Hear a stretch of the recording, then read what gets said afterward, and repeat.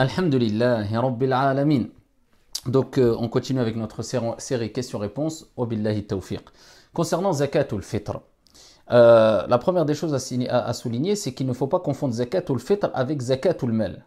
Zakatul mal, c'est une aumône obligatoire à verser au moins une fois dans l'année, bien sûr si on a atteint le seuil demandé et si on est imposable. Ça, j'en parlerai, Inch'Allah ta'ala, dans une prochaine vidéo, toujours dans notre série questions-réponses. Là, ce qui nous importe, c'est zakatul fitr.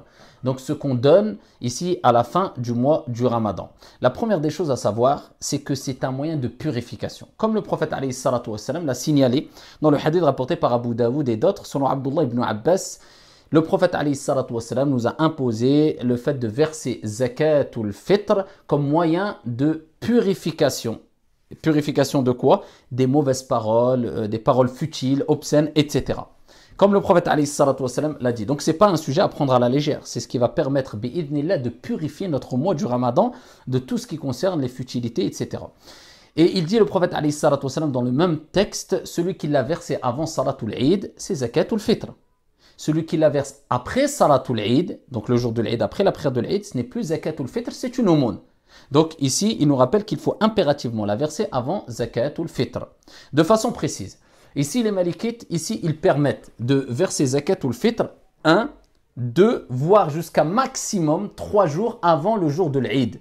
Et ce qui est préférable dans le madhab de l'imam Malik, c'est la matinée, donc le matin de la journée de l'Eid avant salatul Eid. Cela est préférable si celui qui va la verser, c'est à qui il va la donner, ça, il va avoir une certaine facilité. Mais aujourd'hui, pour faciliter, car ici le partage de zakat al-fitr est assez compliqué, et bien sûr, ici il n'y a pas de mal de le donner 1 ou 2 jours avant, et maximum 3 jours avant ici la journée de l'Eid.